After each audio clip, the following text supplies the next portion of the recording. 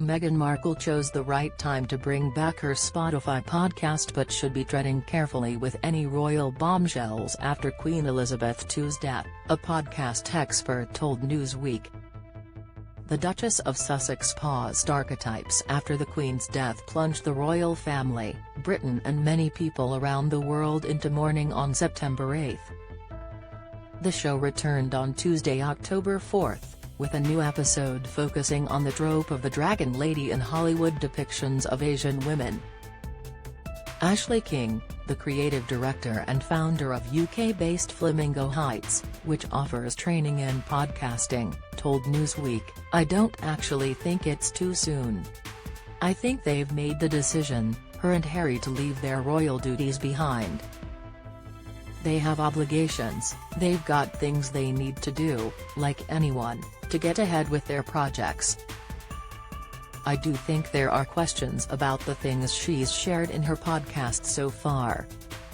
These kinds of royal bombshells that she drops in the episodes, that is something that I would be treading carefully with at the moment.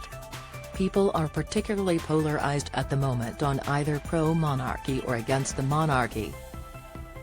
That's a global thing, There's a lot of bad things that have happened in the name of the monarchy. Past swipes at the palace have included an anecdote from the first episode of Archetypes where Meghan said she was made to go back to work after her son Archie narrowly avoided being caught up in a fire as a baby during the Sussex tour of South Africa in 2019. The latest episode, however, makes no mention of the palace or the royal family. King said the Queen did a lot of good, while adding that Meghan might be well placed to engage with global debates about colonialism. I think that there's a lot that's been done in the name of the British Empire that isn't great, King said.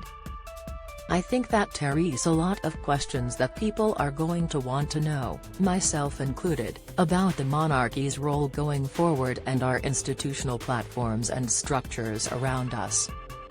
I also think there is a space to have those conversations. Meghan's got a huge platform and she could do so much good with it, especially with that amount of money. At the same time, she continued, this is Harry's family and her kids' grandparents or aunts and uncles or cousins. King Charles I's reign began with pledges from countries in the Caribbean to hold public votes on whether to remove the British monarch as head of state. As these go ahead, and if more countries pursue independence from the new king, a return to debates about the royal family and colonialism may well be likely. Prince William and Kate Middleton's tour of Belize, Jamaica, and the Bahamas, took place against a backdrop of calls for an apology for slavery.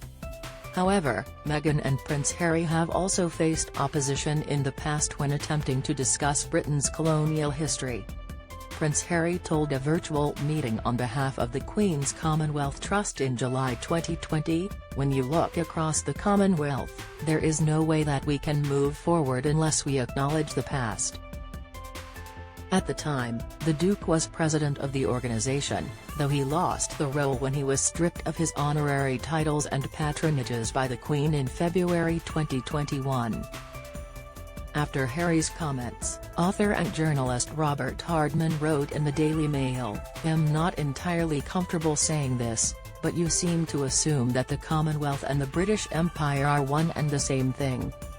It is a common enough mistake among people with no great interest in the subject, but a pretty baffling howler for the President of the Queen's Commonwealth Trust, as you continue to be, despite relinquishing the youth ambassador role."